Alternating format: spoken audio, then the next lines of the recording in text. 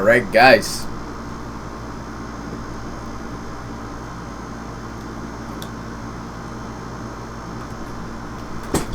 Let me lower it, guys.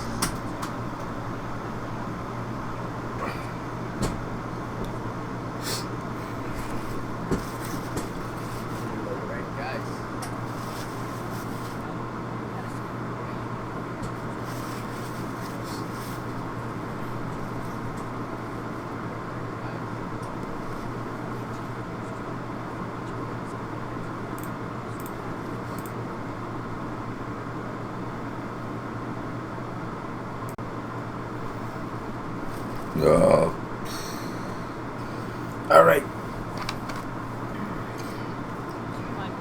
Alrighty, guys. What is going on? It's your boy here. We are going to be watching live the PC show for E3. Well, the E3 PC show. We're going to see what's going on here. I'm pretty interested since I'm a little bit more into the PC side of things now, since I've got my PC and, you know, I play a lot of PC games. But I'm curious to see what we have here. So let me lower this guy down real quick so I can talk.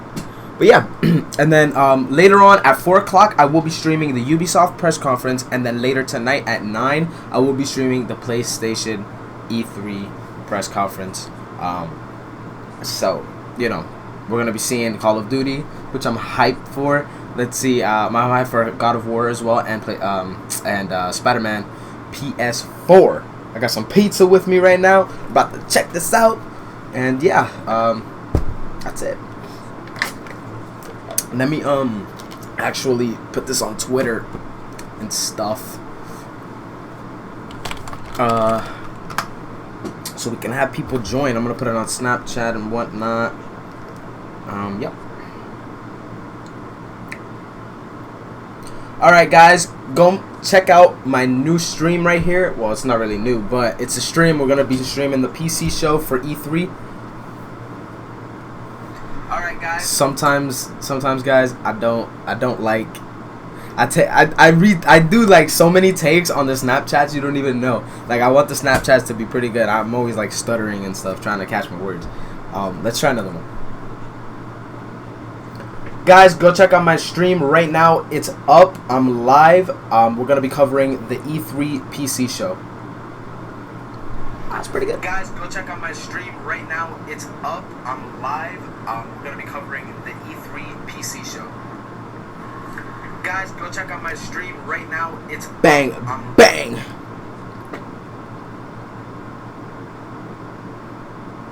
It's a beautiful day outside. I could be chilling outside, but no. It's a beautiful day outside. I could be chilling, but I choose not to. I choose to cover this stuff because I love gaming. So we're gonna do it. Because I got food, some water. Only wish I had a bathroom in here. Let's check out the stream on my phone. I'm curious to see if it's actually live. I'm not sure. I see 2 people, but I'm not sure. 2 people say what's up in the chat. Let's get it talking. I think we have 3 minutes. Yeah, 3 minutes left until the stream actually starts. So let's do it. Probably I just want to see. Probably with this PC show, just like more PC games, of course. Probably like, of course, new. I'm thinking about getting a new processor for my computer, and I want to see what kind of. I want to see if they have any more processors, or you know, if they have anything to showcase that for something that I can upgrade my PC, like anything on my PC. I wanna see if they have anything that's good and worth me buying it, I guess.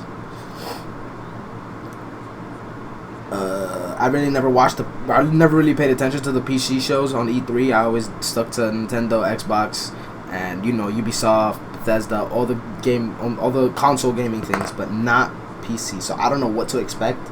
I don't know if they're gonna be showing parts. I don't know if they're gonna be showing games. They probably are gonna do a little bit of everything. So let us see.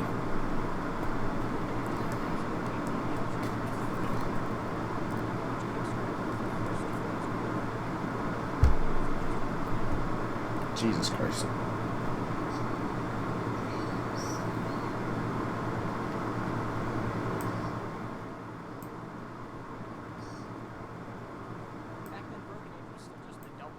And if you guys hear like a little ambient noise in the back, that's my AC. It's super, super hot. I'm sorry, but as long as you guys can hear the game, not the game, what am I talking about? The actual stream and everything, I'm fine. You know, it's good.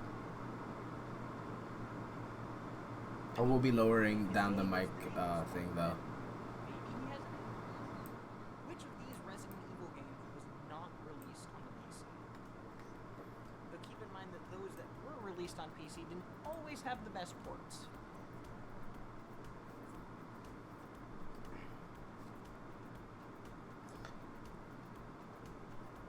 Which one of these is the name of an actual Neverwinter Nights expansion? Also, don't forget to follow me on Twitter. I actually gotta change that. Oh crap, let me change that. My Twitter and my Instagram are different. You could probably just grab random fantasy words out of a hat and get the name of an MMO expansion. Honestly, so this one was pretty hard in my opinion. Which of these was the debut title in Creative Assembly's Total War series? I'm also gonna change this too.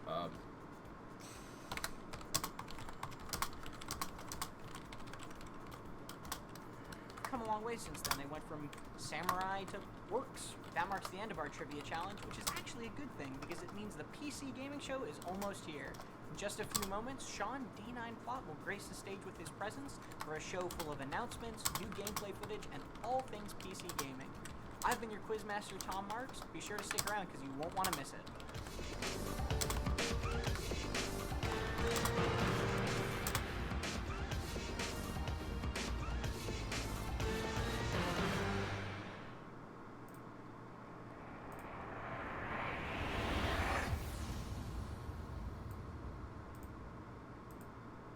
Why do we call it the personal computer? Well, it's not just a box or a station, right? Your PC doesn't exist without you. And you don't just use your PC, you're its keeper. You're responsible for it. PC gamers get their hands dirty. We turn the screws, we clean the fans, we thread the cables. It's got your fingerprints on it, and that has a special kind of pride. We build our PCs, and through them, we build friendships and rivalries. We build communities and our reflexes. I'm down! We write stories, we make mods because we get to decide what experience we want. Get the hell out of my face. Okay. God bless you, modders. PCs are scaffolding for our imaginations. That's what PC gaming means to us. Fallout 4 is awesome. To Fallout New build, Vegas is amazing as well. and to give back to your hobby as much as it gives to you. This is the PC Gaming Show 2017. Let's see what you got in store for us, boy. You got a bit of slice of pizza. Ladies and gentlemen, boys and girls, and lovers of games all over the place, this is the PC Gaming Show, sponsored by Intel. How are you all doing this fine morning? Ah, yes. You're doing woo. That's excellent. I'm your host, Sean Day9 Plot, and if you have never been to this show before, it's simple. We have a slew of incredible guests who are going to talk about all their upcoming games. I hope so. One after the other. So, I would like to warmly welcome all of you for coming out to the beautiful Ace Hotel Theater in downtown. Let's see if any of these games are actually worth Twitch buying chat, for me. It's a pleasure to have you here. I know that you're currently being productive and constructive in chat right now. I'm very optimistic, though. Now, if you're interested in watching in another language, over at PCGamingShow.com, we have German, Spanish, Russian, Chinese. Feel free to head there, or stay right here for English coverage. And without any further ado, let's find out what's happening this year at the PC Gaming Show. Let's do it. This is the PC Gaming Show, live from the theater at Ace Hotel in downtown Los Angeles, California. I should really put live reaction to this shit. Intel explores the future of PC gaming.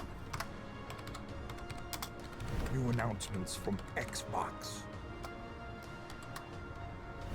Jordan Weissman, the creator of MechWarrior, gives a first ever look at BattleTech's campaign. New footage for Middle-earth, Shadow of War. A new game from Play Entertainment. New gameplay from Total War Warhammer 2.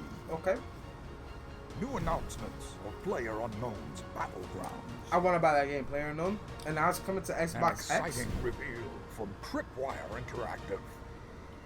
And plenty more. Now, once again, Sean Plott. Thank you so much, evil omnipotent voice in the sky.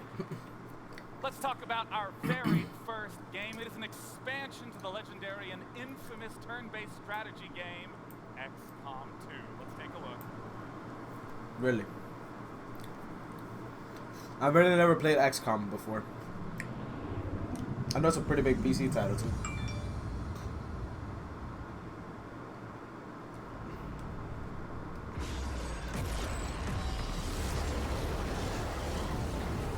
You're not supposed to be here. Man, 2K gotta get out of this freaking XCOM. Bring me that Borderlands 3.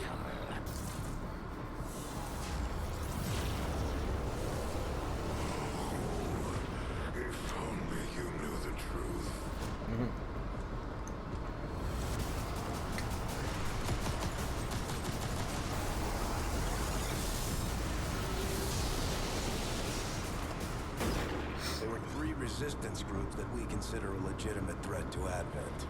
Together, they'd make one hell of a fighting force. Too bad they hate each other. So, you do exist. They were sent here to purge the lost. You are safe here.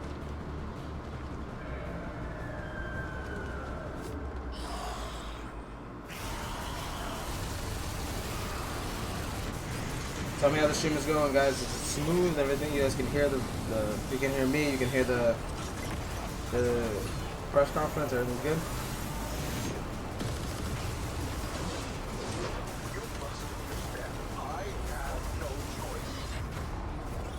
That can be good.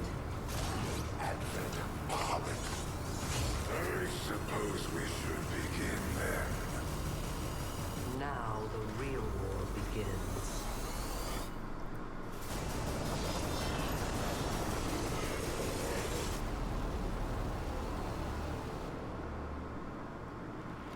Okay. Looks pretty a lot. Doesn't look like a game for me because I've never played XCOM, but not bad. Pleasure to have you here today. This is very exciting. We finally get to talk about this, so yes, very pumped. Thank you for that. Well then tell us, what is War Chosen? Well, so the goal with this game really was to make something massive. So we added a ton of new enemies, lots of new soldier classes, new environments, story, strategy systems, just tons of new toys for players to game.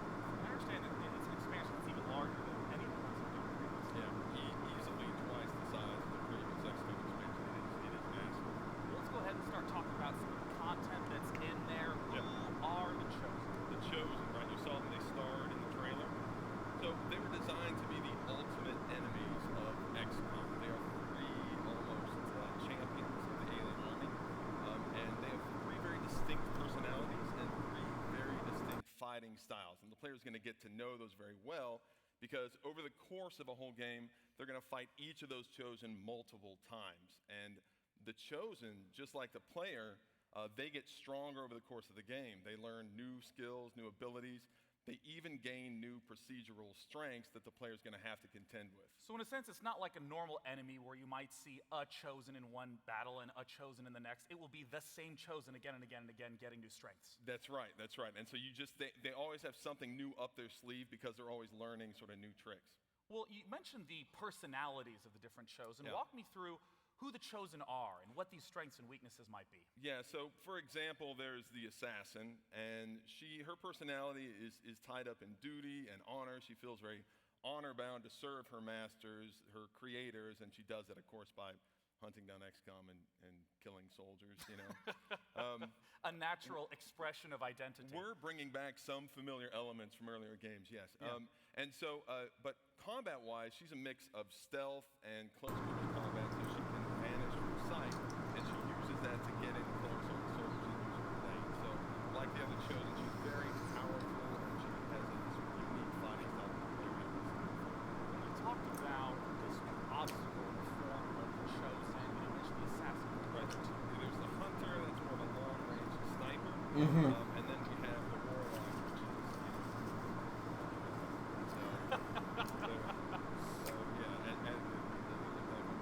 But like, yeah, Warlock says a lot. He doesn't look like a Warlock to me, but. What about the new tools that players have in order to try to overcome this obstacle? Yes, so as you saw in the trailer, XCOM is not the only resistance movement on Earth. So in War of the Chosen, you have these 3 factions out there, and like the Chosen, they all have distinct philosophies and distinct fighting style. But for the player to get access to those first, they have to win those factions over. They have to see through them to the XCOM cause. And when you do, you have access to the 3 most powerful soldiers we have ever created. So We're taking a look at the Reaper right now. that's right, the Reapers. So they are sort of stealth marksmen and saboteurs. Then we have the skirmishers, which are actually defectors from the alien army. Oh, that makes sense to me. Yeah, yeah. Look at those fingers. Yeah, so they're half alien human hybrids, and they're sort of What the like fuck? And then we have the Templars, and they're the most mysterious of the factions. They Alright, that look like Destiny, yo. and they work a little differently because they build up power over multiple attacks that they can then unleash in more devastating ways. So sort of like a Of course, the blade looks like I forgot the name, but the blade in Halo. Trade-offs there as they gain focus. Excalibur. So I'm probably butchering that name. I really forgot the name for the sword. I don't know. We got the chance to briefly look at the loss, and really didn't see them too much. I want to get the chance to talk about the program after. Right, so the Lost, this comes out of the idea that the original alien invasion happened 20 years ago. And in that invasion, the aliens destroyed some of the greatest cities in the world, and we've never been back. So in War of the Chosen, we go back, and what we find there are the Lost. I thought that everyone in the cities died, but apparently they're alive and well. They're doing fine. Yeah, as you can see, they've weathered the last 20 years really well. So, yeah, these are heavily mutated humans, and a single Lost is not going to pose much of a challenge. But unfortunately, you don't fight single Lost. They move in large swarms, and so when you go into They look like ghouls from Fallout 4 or Fallout in general, but mostly Fallout 4. there is a silver lining, which is that the Lost don't like aliens either. So, yeah, so once the Lost show up, then everybody's fine. And I know that a big hallmark of the XCOM games is the sort of tactical maneuvers of the AI, the same way you're planning against planning too. But the Lost behave quite differently. Yeah, they're mindless. So the idea is that you have this tactical combat going on against you personally, advent the aliens, and then all of a sudden this horde shows up and everybody's playing out of whack, and then you leave that match where they're chosen, Lost, fighting ahead at the same time. It makes for some very, very beautiful tales. It is definitely unlike any other XCOM. Jake, first guest out. I'm going to ask you the big question. Okay. When do we get to play it? We get to play this. War of the Chosen comes out August 29th, so very Just 2 soon. months. That's right, very soon on PC, Xbox One, and PS4. Okay. People should follow XCOM on Twitter. I'm really not gonna play this game, but looks cool. And Jake didn't want to do this, but I'm going to make him do it. Follow Jake on Twitter. It's at Solomon Jake. Follow him, say hello, and tell him you're not to be a follower. Yes, I don't like self-promotion. Don't worry, I got you covered. I At paid Jake Sean for Solomon. that, thank you. It's at Jake Solomon. At Jake Solomon. Thanks so much for joining me today. Jake Solomon, creative director of XCOM 2. Thank you. Thanks. This guy seems super happy for, like, too happy. As some of you may know, I am not the only host of this event. Joining me to do all sorts of announcement goodies is a woman named Sonia Reed, but you may know her a little better as OMG It's Firefox. How's it going, Sonia? That's my girl. Hi, thank you, Sean, and hello, you beautiful gamers. And whether you are checking us out online or you're hanging out with us here today, I am super excited to be here and show you guys some awesome games. And you know what? I'm not going to wait. We're just going to get right into it. I'm going to show you a game called New Blitz. It is going to be coming out early next year, and it is from an impressive studio of only 2 people called Glumberlands. So it's kind of a mashup between Harvest Moon meets Pokemon meets Adventure Time, but even cuter, if you can imagine that. So I'm going to show you how to grow and customize your Ooblets in this exclusive trailer.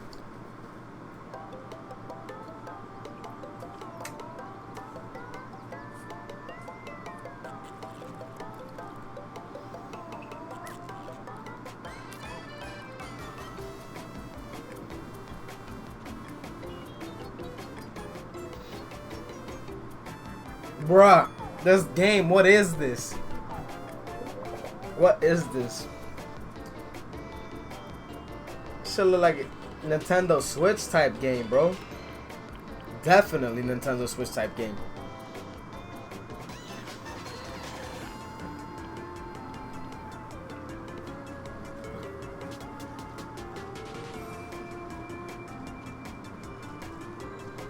Nope, this is not my cup of tea, bro.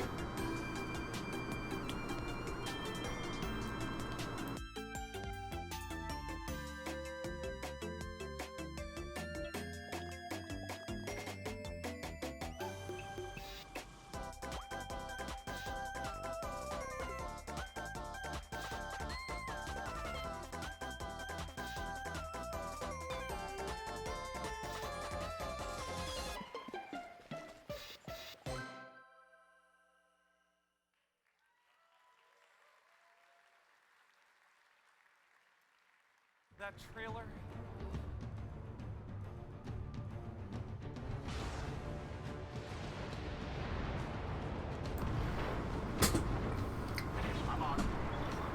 Now this seems like a nah, not a game for me.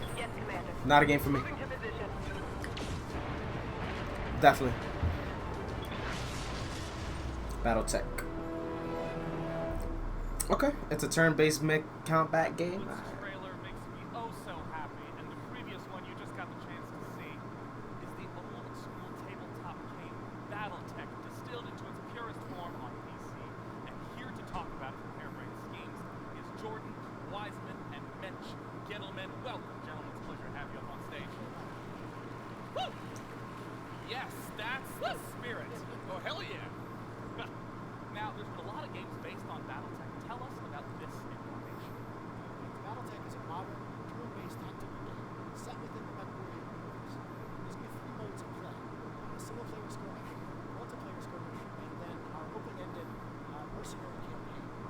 Well, I want to hop straight into some of that single-player content by taking a journey to the Argo. I understand that there's all sorts of combat goodies that we're going to see in a moment. The Argo is in between missions. Walk us through it. Right, so the Argo is broken down the hulk of a spaceship, bygone era, and it is your mercenary command center.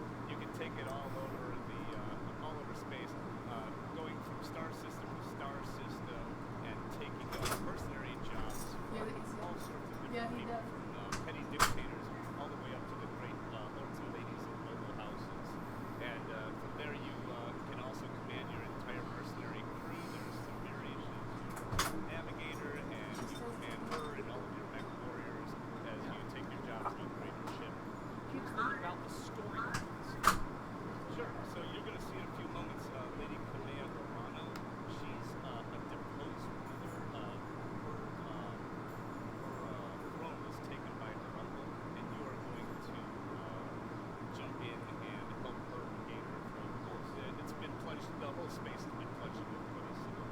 And these, of course, are the tools of negotiation and diplomacy called Battlegrounds. And here in the mech bay, which is one of the key components of the Argo, we're able to customize the mechs, adding different weapons, changing out weapons and armor and sinks, all that kind of stuff. Yang here is your master of ceremonies. He's going to keep members because fixing these mechs after you come back from combat, you're supposed to make more money. Taking damage, sets your mind, and so that's a real delicate balancing act. I can imagine that trying to get all the parts that you need for your ship would be a little difficult. Absolutely. That's why things like, especially this time in the era, where parts are scarce, Battlefield Salvage is an important part of the game. And that also puts it to the point where when you take out an enemy, try to leave the parts here. Not bad. Hit him just hard enough to take him down. There's Lady Kamea Orano there, and she's going to be the person you work for during the campaign. But of course, when the campaign ends, the single-player story ends, you can still play the open-ended campaign, traveling around doing whatever you want. And there, yes, now we're going to get a chance to look at the combat itself, coming down from the Argo, descending into battle. Walk me through what we're seeing. So BattleTech full 3D environment, and like a modern tactical game, the environment comes with line of sight, sensors, cover. Even though you're 30-foot tall, covered with armor, hiding in a forest still helps. It soaks off damage. All those are kind of core components of any modern game, especially facing, which is right. Facing really matters in BattleTech. Battle mechs aren't giant bags of hit points. Instead, they like I said, this really isn't my kind of game. Critical slots filled with all sorts of important pieces. So what you're trying to do is strip off the armor from one location and then keep your facing to try and penetrate and get to the juicy bits. Yeah, I mean, I see this diagram at the top. It's reminiscent of the original tabletop game, which I actually played as a kid. I mean, like, As a kid, huh? Thanks, man. I mean, I understand the same sort of idea where damaging the arm disables that weapon. Absolutely. Keep going. And you keep going at it, you blow that arm off, and they lose those weapons. And the back is really juicy and tasty too. Yeah. What the hell? The back, the battle back and penetrate. What the hell is he talking about? What the fuck? I said that out. That's weird, bro. We'll allow it. We'll allow There it. you go. What you just saw there is Melee. One of the things we're really excited about. I mean, mechs are not only weapon systems, they're giant, armored suits, and so one of them, being able to slug and kick and just, put a foot through a cockpit, move down from above, jump up and slam down on mechs. All that stuff is supported in this game. You really want to manage your heat too. You're walking, these mechs, the pilots are sitting on a giant nuclear reactor basically, and so you really want to watch your heat, how much your different weapons do, because if you shut down the combat, you are quite It's really fascinating to watch on the screen. You guys just went into beta. Where can the people here go to sign up to play? Why, Sean, they can go to BattleTechGame.com. That's BattleTechGame.com. Come find us on BattleTechGame.com. And if you're interested in a used mech, this is the guy to talk to. That's right. Now, I'd like to state again, BattleTechGame.com. Thank you guys so much for coming out. Jordan, Mitch, it's been a pleasure. Thank you. Cheers. Now, our very next game you may recognize from PC games past. To talk about it, we got Sonya in the mezzanine. Thank you, Sean. Our next game is to come to us from our friends at Tales World Entertainment, and they have been working on an awesome open-ended action medieval RPG game, so I don't want to waste any more time. Let's just get right into it. We're going to check out the trailer for Mountain Blade 2 Bannerlord.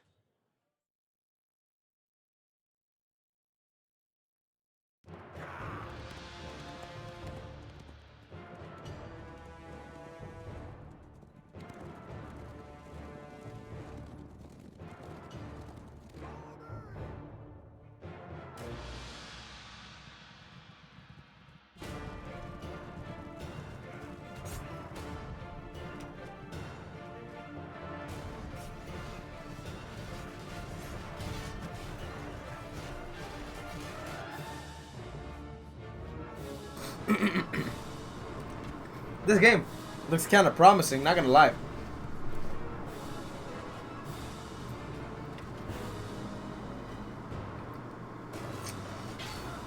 I kind of like games like this.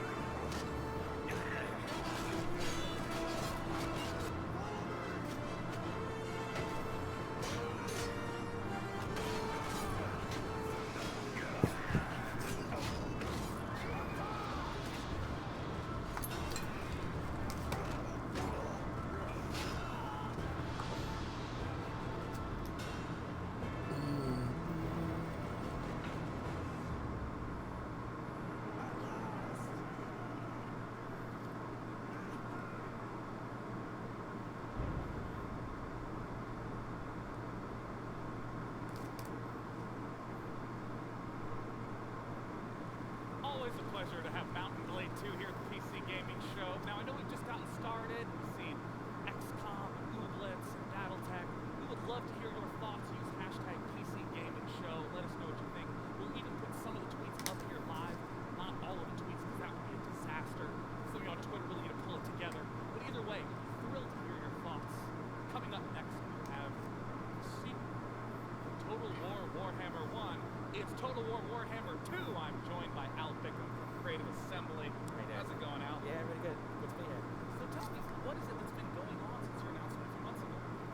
Quite a lot, really. I mean, we've been working on the second game of our trilogy. It's going to be every bit as big as the first game, but we're layering on. We're sort of doubling down on all the stuff that made the first game so just real diversification between the functions and a range of new game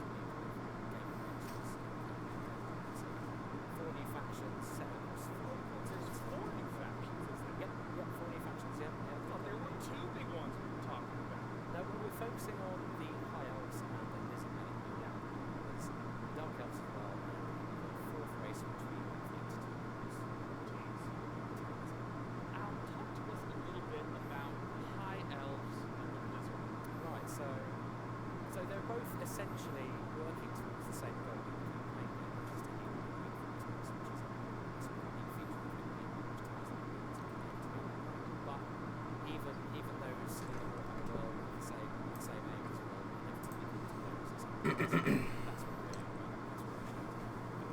looking at what is called the quest battle between the Isles and the Walk us through a little bit of what we're about to see. Okay, so this is we're about to show some footage from the quest battle for Cuphead, who's one of the legendary units of the Lizard Men. This is what this quest battle is. It's a battle for 3 units. So you'll see the master Lizard Man forces trying to oust the High Elves as they try. They're sort of meddling in the ancient power side of the Lizard Man. Well, I'm very excited to take a look. There's going to be some in-game footage from Battle.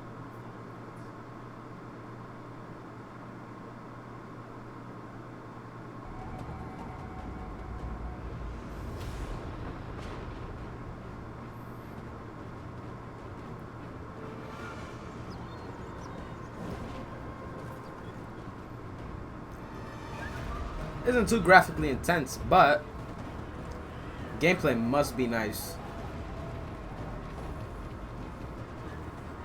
It's like all-out war. They mentioned 4 different races. They've mentioned factions, I believe. Not so bad.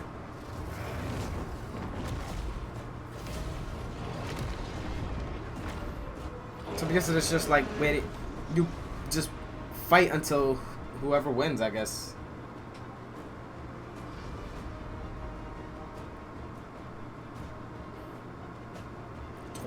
September 28th. Not bad. September 28th, Al.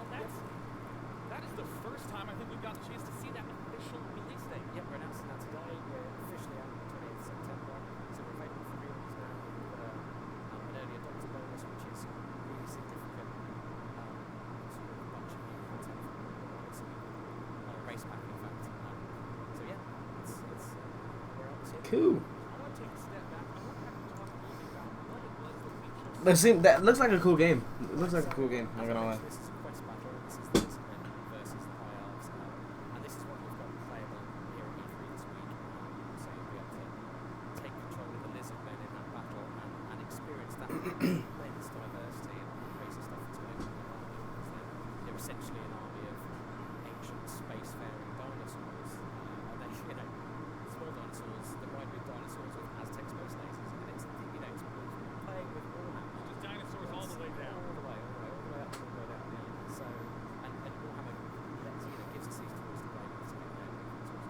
Back in Alley Battle, I know that the campaign map in terms of Warhammer was a big hit. What's going on with the campaign Warhammer 2? So Warhammer 2, we've got a ton of new campaign features which lead you to explore and discover and gain new abilities and that kind of stuff. And it's all based around a sort of overarching narrative, so all the races and intention to the end. We're also, shortly after launch, we're also releasing a free update for the game, which will bring the combined campaign over to life, which is the landmass from Warhammer 2 together in a gigantic campaign where you can play any of the races. Well, I understand you have a presence here at E3, not just in this show, but also on the floor where players are going to get the chance to play. Yep, so they can play the Battle of 4 games. We've got 2 difficulty modes, so starter difficulty mode and veterans difficulty mode. And they'll also get to see, so when you play, you see the actual campaign with the video together, the details and notes of the new features of the campaign, so you can actually see the project. So if you get a chance, go play. It's really fun. Not bad. Thank you for coming out and talking to us today about Pleasure. Warhammer 2. Once again, feel free to check it out on the E3 floor, or if you're at home, there'll be tons of footage and updates about the battle over the following days. Now, our next game is in the card game genre where no matter how hard I try, I wind up playing bad decks and having fun. Here to talk about the upcoming expansion for Shadowverse is Cuphead. Hey guys, how's it going? Ryan here. Today I want to talk to you guys about Shadowverse. Shadowverse is one of the best card games out there because it basically just does everything right. Every time I log into Shadowverse, I have an amazing experience. I can play whatever deck type, whatever deck, whatever cards, anything I want to do. And of course, every time there's new cards added the stream, this whole thing gets forwarded and really the game gets so much richer. And with that, ladies and gentlemen, I give you the worldwide debut of the Wonderland Dreams trailer.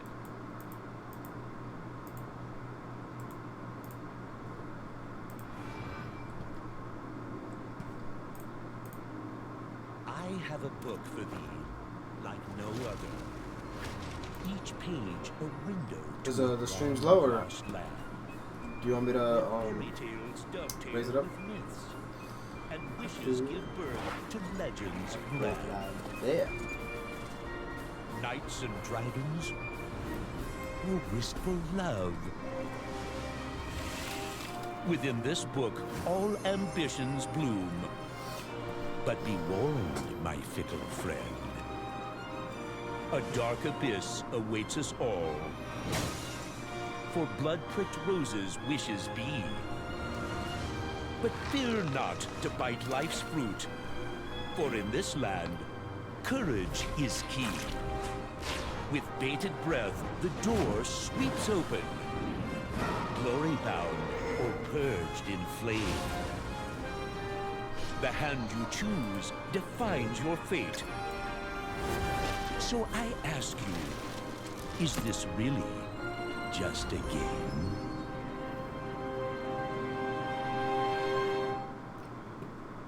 I'm not a big card game person myself. I'm definitely not. Definitely not it. I don't like card games on PC. That's just me. Here to talk a little bit about tech That's and just games as the leader of the software development group at Intel. It's Doug Fischer. Doug, come on out. Hey, Doug. Hey, thanks for joining us, Doug. It's great to be here. I want to thank you, Doug, for coming out. Of course, thanks to Intel for sponsoring this event. We really appreciate it. It means a lot to us. And since Doug has a whole bunch of exciting stuff to say, I'm going to give the stage to Doug. Hey, good morning, everyone. I am very excited to be here. And I'm very excited to talk to the PC gaming. Kind of like a fat version of, not a fat, but a chubbier version of Kevin Bacon. All these announcements are very relevant to everything we do. 2016 was an amazing year by all measures in gaming. Look at the number of live streams at Twitch, over 2 million new live streams. Over 300 million eSports enthusiasts. And look at the growth in VR. 2017 is going to be even more amazing. And why? Because of you. It's because of you in this room, the PC gamers. It's because of you on the broadcast. You are the ones that bring the innovation that we create. You drive us to innovate. You are on the edge of technology all the time. You have that instinct on what the new capabilities are that we need to deliver. And then you have this amazing, inclusive, and social environment. Young, old, male, female, tech, non-tech. Millions of people getting together, inspiring each other to immerse themselves in this environment. Now it starts at Intel with amazing hardware technology. We've talked about the launch we had 2 weeks ago of our X Series platforms. Now you gaming enthusiasts will love the Core i7X. Overclocking capability. It's an amazing system. Hold up. And you megatasters who want to game, create, stream will love the beast of them all. The Core i9 Extreme Edition. This is what I'm freaking talking about. Here we go. This is what I'm interested in. As a software person, I love this environment. I love this hardware. Because why? It gives software people less time waiting, more time creating that amazing content. I work with over 1 million gaming developers to ensure they take full advantage of all that innovation we put in our platforms. Whether it's working on the caching algorithms, or the high-density graphics, or multi-core, it doesn't matter, all the different areas, the best-known methods. We ensure these millions of developers are making the most out of that platform, delivering the best content. Then we work to market that so that all the gamers out here, the billions of gamers, know the new compelling content that's available.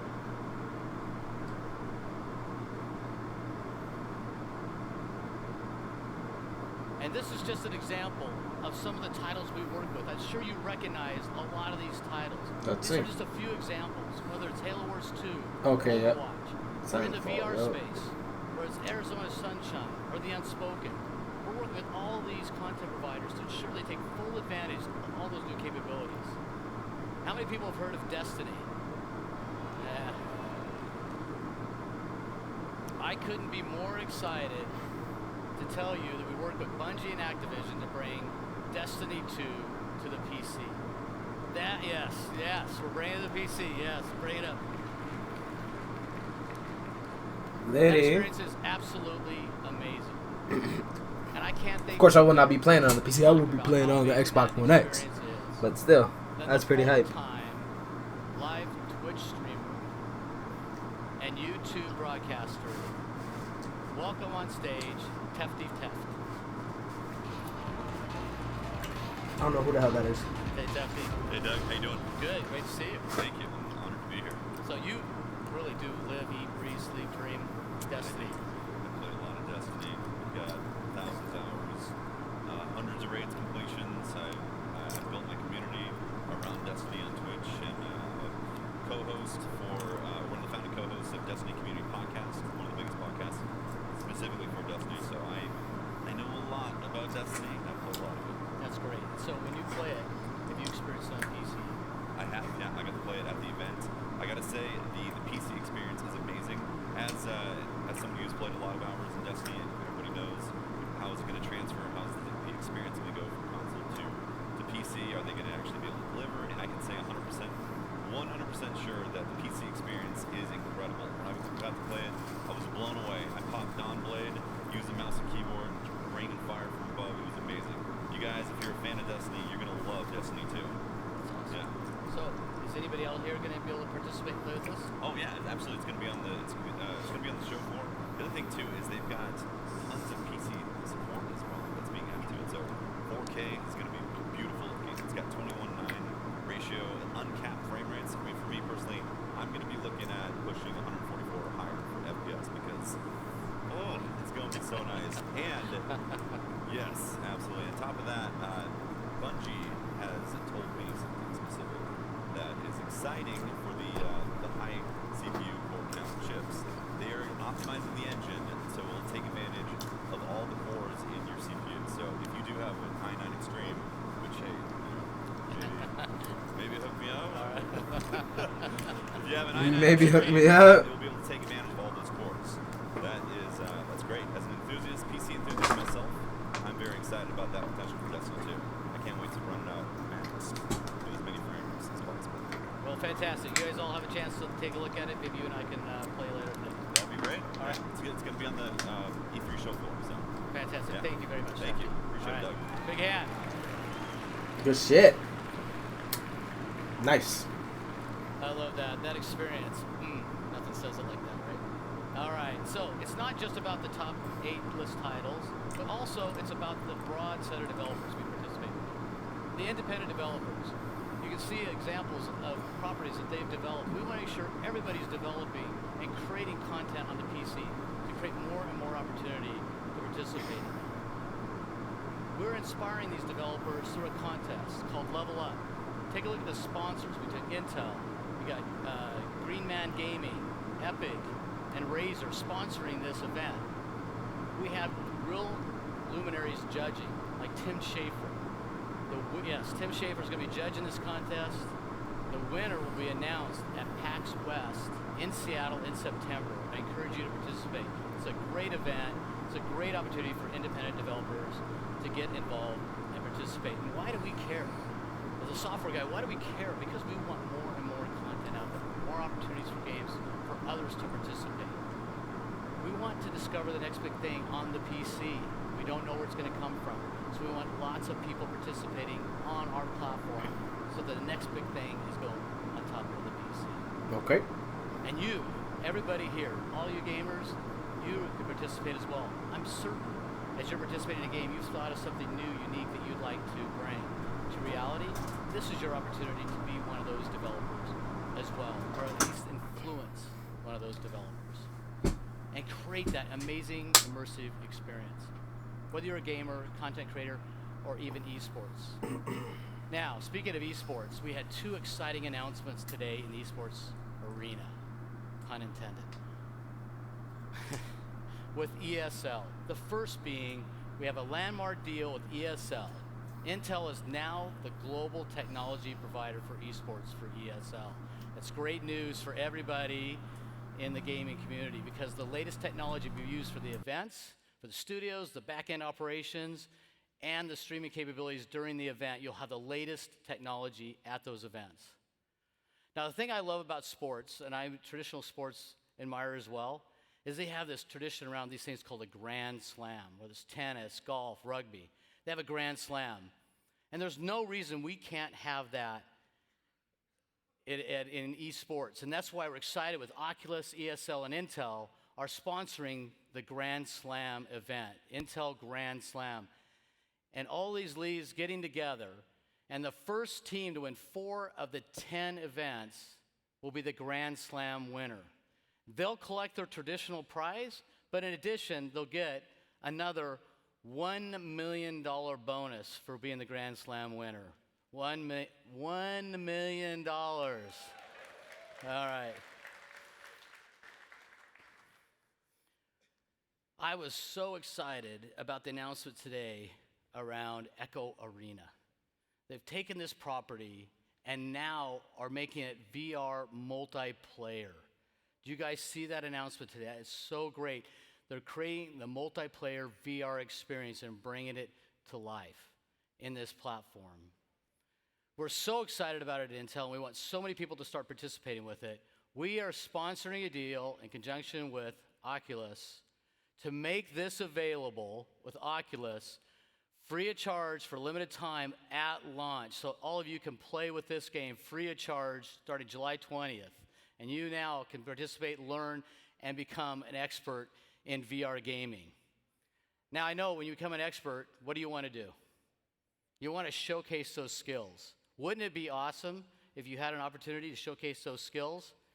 That's why we're super excited to work together to create the VR Challenge. With Intel, Oculus, and ESL, we're creating the VR Challenge. It's a virtual challenge in the VR arena.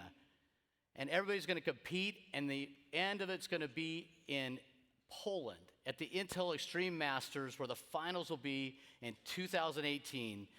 Book your tickets now. It's going to be a crazy event. Now, I know everybody likes a challenge. Everybody's excited about challenges. I'm going to give you a challenge all here today.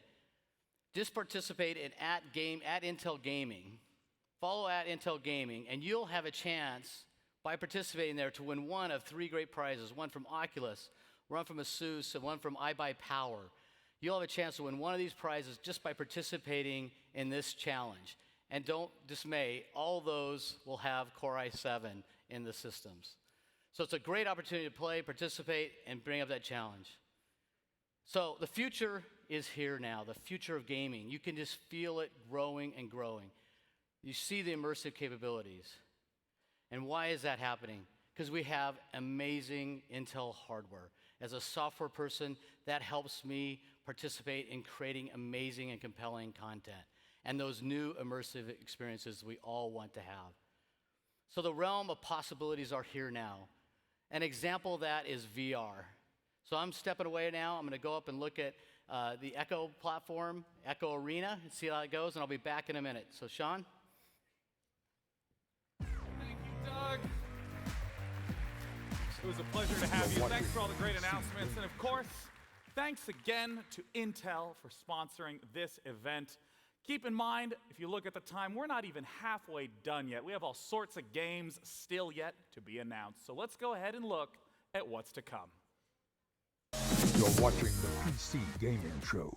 Coming up, Brendan Green joins us to talk about the future of his smash hit, PlayerUnknown's Battlegrounds. And a new game from Clay Entertainment. Back to you, Sean. No, it should be to Sonya. It's time to take a look at an upcoming game up in the mezzanine with Sonya. How's it going, Sonya? Thank you, Sean. So as a Firefox, this is a game that pulls on my heartstrings and does not let go, and I just want to hear more about it. And luckily, I've got the perfect person to talk to today. I am joined by Felix Kramer on the game formerly known as Secret Legend, but you've got some special announcements. I saw some secretive tweets from the Dicey Twitter account. You did, Do you want to talk about that? Well, you're exactly right. We were known as Secret Legend, but today we're announcing our new name, Tunic. So you can head to tunicgame.com to find out more about that. And we're announcing that we're pairing with publisher Finji, who you may know from their incredible work on Night in the Woods and Overland. That's so exciting. Thank you. Congratulations. Thank you so much. So I want to tell you, it wasn't just the fox that sold me on this game. I love the beautiful, charming graphics, and honestly, I just want to see more of it. Can we check out the trailer? Let's do it.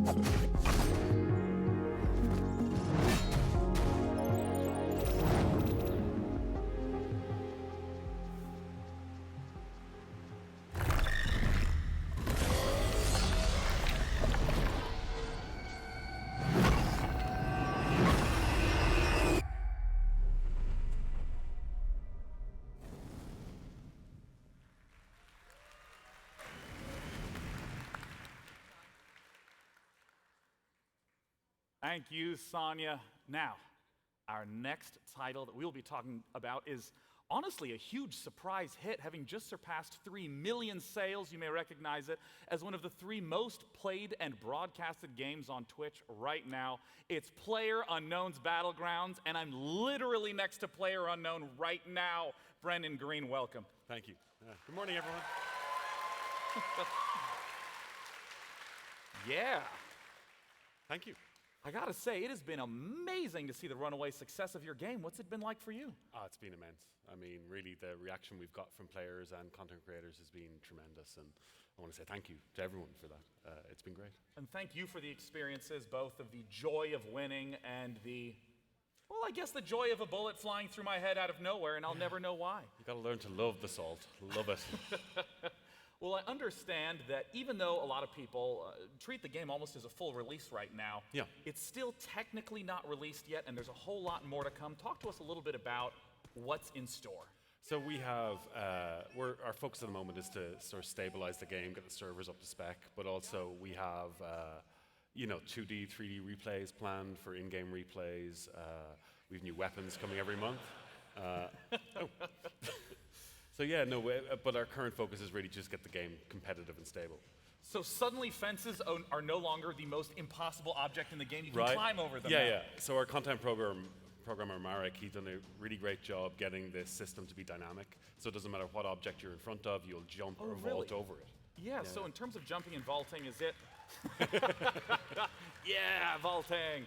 Is it sort of, when you say that it's dynamic, does this mean that the taller the obstacle, the more difficult it is to climb over? Yeah, exactly, and it has different animations for each different thing, so vaulting, climbing. Now we also have weather, so. One of my favorite aspects, of course, is the rain map in the game. Walk me through what we're seeing here. So this is our new weather settings. This is fog. You just saw clear day. Our rain has been tweaked a little bit as well, and we also have our sunset coming in. So this really, I'm really happy with how this turned out. It's quite beautiful. Yeah. And what is the impact on gameplay of these types of things with weather? It just changed dynamic. Oh, so this is... Oh, a new gun. Yes. This is the OTS Groza. It's a 7.62 bullpup, super powerful, crate only. Yeah, it's going to be a beast. Is it a short range, long range? Where's short to medium, it's going to be a beast. It's going to be super powerful. Yeah. And then long range, it'll work as well.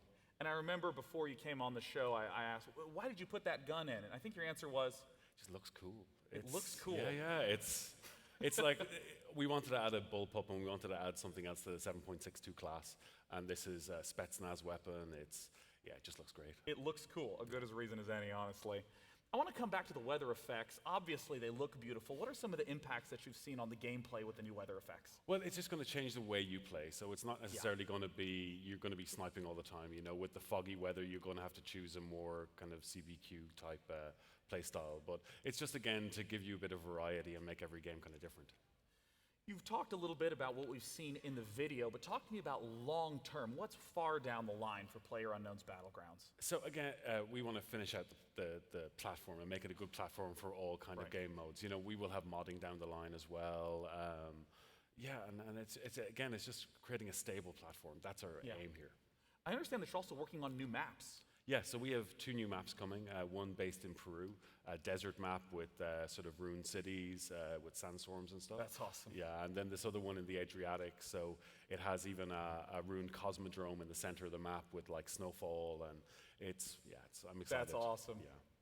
And I know that you've been super involved with the community of regular players. What's in store for those people playing the game right now? So as I said, we have our custom games.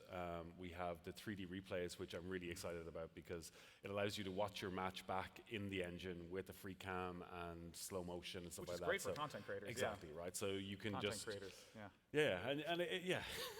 it'll just give you a new way to create like machinimas and stuff like that within the game. Yeah. And the last thing I want to bring up, because you were mentioning this a lot before you came on, you have all sorts of stability and performance fixes incoming. Yeah, so like our focus this month is on our server performance and really getting that stable, because at the moment the servers aren't performing the best they could. But you know, so last month our team's focus was on client performance, and we improved that broadly for a lot of people. And this month it's on servers, so they've already found a lot of things to fix, and I'm excited. That's great. I'm sure players will completely stop blaming anything on the game at that point. Right. They will accept responsibility for those losses then. Well, to Player Unknown himself, Brendan, thank you so much for coming out to talk about it. It's a pleasure. Thank you, everyone. As we get ourselves set up for the next game, we're going to head to the mezzanine with Sonia for a little bit of a giveaway. Thank you, Sean. Sean is pretty cool, right? But you know what's a little bit cooler? A free PC. We're going to be giving away a badass PC from our friends at Intel. This bad boy is going to be rocking an i7 7700K processor. There's a lot of 7s in there, and it's going to be running a NVIDIA GTX 1080. It is worth more than $2,500, so if you want a chance to win, head over to PCGamingShow.com/giveaway and put in your information. Good luck, and back to you, Sean. Thank you, Sonia. And I am pretty cool, right? Jesus, thanks, audience. Woo! I didn't realize you could pinpoint the exact time and date a career died, but we still have all sorts of great stuff in store for you. Our next guest you may recognize from PC gaming shows past. Tripwire Interactive is back with a slew of games to talk about, and I'm joined by creative director Bill Monk. Pleasure to have you, Bill. Hey, thanks for having me, man. Good to have you back. Thank you, thank you. As always. All right. You guys have been busy. Congratulations on the recent release of Rising Storm 2. Yeah, absolutely. It's a realism FPS. We just released it 2 weeks ago, and the fan reaction's been really positive. Really happy about that, and we want to thank everyone who was part of the beta phases that helped shape the game in a real positive way. And be sure to check out the Trello boards, see what we're up to, and we're actually already really busy working on some new content. So stay tuned. That's amazing. I mean, I know so many people know you from Killing Floor 2, but especially this year, there's so much to talk about. I mean, last year you announced Killing Floor Incursion, the VR Killing Floor. How's that been going? Oh, that's been going awesome. You know, Incursion's one of the second phase, game or second wave games to come out for VR, and we've learned a lot. And we're really, really excited. We think we have one of the best products that's going to come out later this year. It's scary as hell. You can play it I don't know if I could handle single player and co-op, and we're really excited to release it. So stay tuned on that. That's awesome. Now, the big thing I know you wanted to talk about today was a little bit of content coming down the line for your big game, Killing Floor 2. Tell us a little bit about that. Yeah, absolutely. So, you know, when we released Killing Floor 1, one of the things that really put us on the map was our time seasonal events. Right, right. And when we released Killing Floor 2, people were always clamoring and asking, you know, well, when are you guys going to do that for Killing Floor 2? Reasonable enough. Well, we're super happy to announce the Summer Sideshow coming out this year. Well, I'm eager to show everyone this footage. Well, Killing Floor looks good. Every time. Let's go ahead and take a look at Killing Floor 2's Summer Sideshow. Ready for the Killing Floor?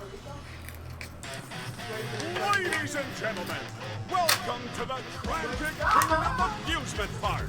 Come on down and play Find Mini Dookie, Feed the Pound, Dunk the Float, and Pop. What? Was that a real head? Trade for Festive Clown makeup, colorful hats, and that actually looks like a fun game. Items. Carnival rewards are only available for a limited time. See the adorable Pinhead and marvel at the mighty strong clown. Oh, what is wrong with him?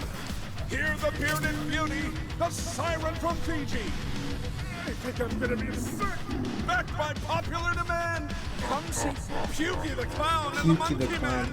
Why does the monkey have a chainsaw? Find romance in the tunnel of love. Swing on the queen of chains. Look at them. Ow! Scream on Pound Mountain. Oh, but that's not safe. See the death-defying fire stunts of Dr. Infernum's pyrotechnic emporium. Is he actually on fire? Why is that person on fire? Earn new achievements and triumph the new HC-12 shotgun and tactical lever-action rifle. Why do you need a shotgun at a carnival? I don't care, it's unlockable. Why does the carnival cleanup crew need hazmat suits? No, no, I'm done. This is a horror show. I'm getting out of here. If you can hear this, run! Warning. News and outbreaks and variants and behavior detected. Be alert for new challenges, modes, and threats in the weekly outbreaks. The summer sideshow. Killing Floor looked good. It looks like a game that I'll actually play. I mean, I know it's a horror theme, but there's some great humor in this. Oh yeah, I mean, seasonal events are definitely the most fun to work on. I mean, it's just, we can just go crazy and go goofy. You know, we got clowns.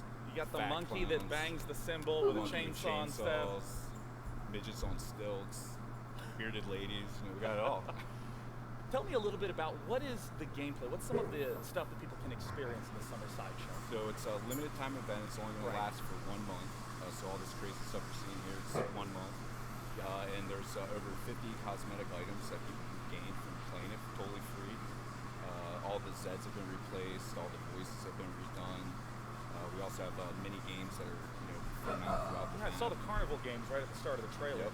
We've also got 2 new weapons that we're introducing. And we also have this other mode that we're really excited about. It's the weekly outbreak. Yeah, I saw the weekly outbreak at the end of the trailer. What's the weekly outbreak about? So each week, new gameplay mode comes out with new challenges for the player. We have one, it's starting out with Cranium Cracker, and that's a headshot only mode. And So then no we have damage unless it's headshot. Yeah, exactly. And then we have another one called Tiny Terror, where every time you shoot a Zed, they actually shrink. They become like little midget Zeds, which is really crazy. And whenever the players get hit, they shrink too. Oh, really? So, I mean, that's just 2 of them. We have 8 in total, and it's over 2 months worth of content. And if they're really hard to beat, but if you beat it, you get really cool, like, precious items and stuff like that. Not bad. Of course, I have to ask, when can people play it? Actually, you can play it tomorrow. And it's free on Steam all week. Easy. Yep. So you got no excuse not to Free, try it. free week. Well, I mean, nice. people are here at E3. Oh, well, they can play here too. Oh boy, that was tomorrow. a setup on my part. Right. Yeah, whereabouts is it at on the E3 floor? That's a PC Gamer show. Oh, that's right. It's at the PC Gaming Show booth. We have our own booth here at E3. Yes. Oh, I'm glad that 2 of you are very excited to hear that. The first of many, right? This is going to Yes. become a tradition. Indubitably. Yeah. I'm not in charge of the buzzer, so yes, of course. Well, I want to say, Bill, thank you so much for coming out. Congrats on all the projects and the progress. Bill Monk from Tripwire Interactive. Thank you. Cheers. Let's head back up to the mezzanine for a little bit of social with Sonya. This year's PC Gaming Show is being broadcast on more platforms than ever before. We are on Steam, we're on Facebook and Twitch and Mixer. We are all over the place. This is awesome. And guys, if you're on Mixer, you gotta sweet talk the mods a little bit. Be kind of nice to them because they're gonna be giving away games throughout the entire show. Unfortunately, no free games for day 9, but sorry. Back to you, Sean. I'll happily buy them. Yay, video games! Now, if any of you got the chance to see the conferences leading up to today, there's a lot of exciting stuff going on. In particular, Microsoft has had a whole slew of games people have come for, including some that are going to be at this show, starting with the first ever incarnation of Forza Motorsport coming straight to PC. Nice. It's Forza Motorsport 7. Joining me to talk about it is the creative director of Forza Motorsport from Turn 10, Bill Giese. Come here, Bill. How's it going? Yeah, Bill, congratulations. Thank you. The announcement yesterday must have been really exciting for you guys. Huge announcement. We revealed a car. Mercedes. Of the world. Not an in-game car, a No, car. an actual car. That's normally saved for car shows like Geneva and Paris. Yeah. We revealed a car here at E3, the Porsche 911 GT2 RS to the world yesterday. It was awesome. You know, I've gotten the chance to play. Now look at this game. Oh my god, this is amazing. Focus on being cartoonish or strapping guns to the car. It's about hyper realistic. This game looks amazing. Forza Motorsport is about precision. It's about competition, and we've rebuilt Forza Motorsport 7 from the ground up to really recreate that feeling of driving a car at peak. The cars, we have over 700 cars. Every single one of them, they're going to rattle and shake. It's going to scare the crap out of you. What are some of the things that you've done to bring that experience to PC? Well, going to PC has been awesome. Not only will it have mouse and keyboard support, but with multi-USB, we have every fan-requested wheel on the market. And it's been exciting for the team. That's a lot of USB It's a lot devices. of wheels, let me tell you. And we've been testing that. Last week alone, we brought in any USB device we had, and we played on a Guitar Hero guitar and a DDR pad. Now, you're not going to do that, obviously. That's not how real racing works. Do it. That's not the hyper-realistic part. But whatever you have in your closet, plug it in, you're ready to go. Now, what about for low-end PCs? There's obviously a lot of people who are on budget devices. I mean, what about for them? What's the optimization been like? Well, it's been great. Going to the high end of 4K, unlocked frame rate, 21:9, but we've also lowered our min spec as well to include i5. And no matter where you play, it looks and plays great. And speaking of looking and playing great, you're here at E3, and I understand you have some out-of-control rigs that people can actually play the games on. Absolutely. Come by the show. We've got 2 hydraulic rigs in 4K on Ultra 4K Hydraulic PCs. rigs? You didn't tell me that. Yeah, bring the vomit bag and come on, check it out. It looks awesome. Well, awesome. Bill, thanks so much for sharing with us. Thank you. Thank you, everybody. I'm incredibly excited of all the stuff Microsoft's doing. We just got the chance to look at Forza, and now coming onto the stage, I am replacing Bill with Ted Timmons. He's the PC design lead at Rare to talk about Sea of Thieves. Come on out, Ted. Hey, Shell. Ted Timmons. Thanks for having me. Welcome. It's a pleasure. So, Ted, talk to me a little bit about what is Sea of Thieves. Yeah, so we feel like we've made the pirate game you've always wanted. When you think about sailing around the open seas, you and your crew of crewmates, basically it's Pirates of the Caribbean meets the Goonies. What are some of the things that you're showcasing here at E3 in the game? Yeah, so for anyone who didn't see the briefing yesterday, we showed off great new features like riddle map storms and firing yourself out of cannons. Well, a common pirate pastime. Yeah, pretty known. Now, I had to ask the same question to Forza Motorsport. What are some of the things, some of the features that you've added in to focus on the PC experience? Yeah, so we've got things like 4K, unlocked frame rates, everything you expect, but we've also brought our gameplay footage in 21:9 as well, my personal favorite. Your favorite resolution, yeah, like yeah. One of the top 3 favorite resolutions. Yeah, it's probably there with 32:9 and 16:9 as well, probably. So, tell me a little bit more about the PC version. That guy's kind of cringy. I'm not gonna lie. That guy's kind of cringy. Yeah, so we decided to change our approach to the game. We're actually building both versions in parallel because we felt that's how we deliver the same game on the same day. So it's not a port from one device to the other? Correct, yeah. We felt it was really important just to build them together from the very beginning. Just one single code path? One single code path, yeah. Awesome. Well, I know a whole lot of people here are curious to get their chance to play it. Is there an official release date or an opportunity for them to play it? Yeah, so we're coming to both platforms in early 2018, but right now we have a technical alpha. You're welcome to come sign up. We have thousands of PC players playing already, so yeah, come join us, seaofthieves.com. Once again, Ted Timmons. Awesome, thank you very from much. Rare, thank you. Cheers, guys. Cool. Seaofthieves.com. Now, this next title is one I'm personally very, very excited about, given the fact that when I took one look at the trailer, the striking visual style just grabbed me. It's an evolution of Cyberpunk, a game called The Last Night. Here to talk about it is the creative director at Odd Tales. Join me in welcoming Tim Soret. Hello, Pleasure, Sean. Tim. Hello. Welcome. Pleasure for me. Thanks for coming out. Let's ask the obvious question. What is The Last Night? The Last Night is what we call a cinematic platformer, which means it's not a game like Mario where you have to jump from platform to platform, but it's more story-driven, it's more reminiscent of old classics like Another World, Flashback, or Oddworld even. Oddworld, I was going to say, it reminded me quite a bit about it, and I saw that you guys had the big announcement reveal at Microsoft yesterday. I mean, that trailer was such a hit, it blew up. What was that like for you guys? Yeah, we are obviously super happy with the trailer reception. It's been absolutely incredible. Now, of course, I have some concerns I want to address. I am embarrassed by some tweets I made in the past. I want to apologize for those. They do not in any way represent who I am today or what The Last Night will be about. Well, Well, let's talk about what the game is about. I know that the setting of the last night is super important to the character of the game. Tell me, where are we right now? I want you to imagine a world where machines are surpassing us in every possible way. Right. So not only physically, but also intellectually, emotionally, even creatively. So in a sense, like any job that you could possibly imagine, an AI does better. Absolutely. Including being a host for a PC gaming show. Including that. Well, I imagine, thank you, this one person who is also excited about the booth. Now, in terms of this world, this must give a kind of sense of existential crisis to all the inhabitants.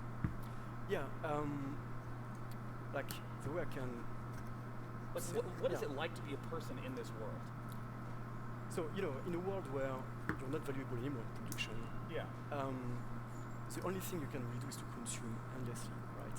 So what you're trying to see with this game is how do you define yourself, you know, when you don't have anything to create or to strive for. Yeah, and I can see, you know, obviously there's the futuristic lighting and the visuals, but there's also that sort of drab, dreary tone.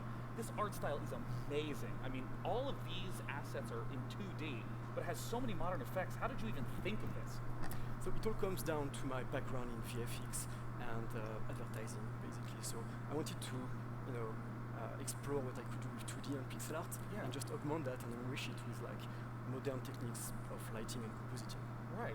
You know, and we've talked a little bit about where we are, about the art style. Who are you? Who do you play as in The Last Night? Yeah, so the character you get to play is a young idealist, I would say. Yeah. And because of a childhood accident, he cannot enjoy the same gamified, augmented life than everybody else. Right. So because of that, you know, he wants to change the world. And you want to have like an impact and a meaning. Absolutely. So on his way to do that, he's going to meet some questionable characters you have to trust or not. You know. What about the gameplay? What are the things that, if I'm the player, what do I do in The Last Night? So we took inspiration from some classic genre like point and click and adventure games. Yeah. But so you get to solve puzzles and dialogues, of course. But we added real-time components to it. Real-time in what sort of sense? What makes it a real-time puzzle? So it means that, you know, while you are busy breaking in an apartment, for instance, all the simulation is still happening around you. So police come around, you know, and you have to be careful about that. So in a sense, like if I tried to break into the apartment at night, the police might be on patrol at that time. But if I came in the morning, there might be no police. But the resident might be home. Absolutely, yeah. So that means that, you know, if you see the police coming around the corner, you better, you know, just hide, pretend to be a hobo, or maybe draw your gun. You also mentioned that the structure of the game is in one night after the other. What's that like? Yeah, so the game is structured around several nights, so, you know, it spans on several nights, and they are all interconnected, which means that what you tell people on the very first night, you know, and what you do also is remember. So if I'm just in a conversation and just walk away in the middle of it? Yeah, they will remember it. They'll remember, like 2 days later, they'll be angry. Yeah, yeah. That's fast. That must add a huge amount of replayability since the world is just changing based on. Yeah, we're taking a lot of pleasure to hide a lot of stuff in the city, and we hope the community will have fun to figure and get that out collectively. So. Well, again, I love the art style. I love these story-driven adventure games. Thank you so much, Tim. Thank you, Sean. I'm looking forward to it. Cheers. Thank you, Ben. Once again, that's oddtales.net for more information about The Last Night. Now, this next game surprised me. I'm sure it will surprise you because of its style. It's from the makers of Arma, the realistic military simulator, and DayZ, the zombie survival game. This one has a much more playful tone, though. Let's look at the next title from Bohemia Interactive. Which one? It was the mother of all storms. But somehow I just knew everything was going to be... Well, being stranded on a desert island is a lot of fun. You get to meet new friends. You get in shape. And you learn how to craft. And because it's your land, it won't take long before you call that place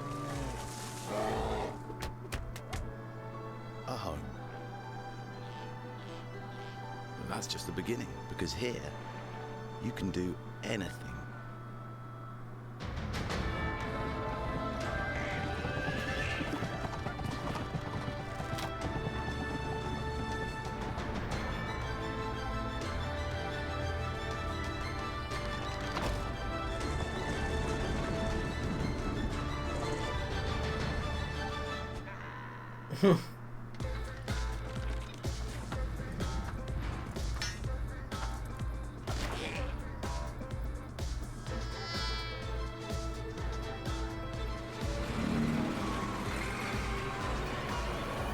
That's cool.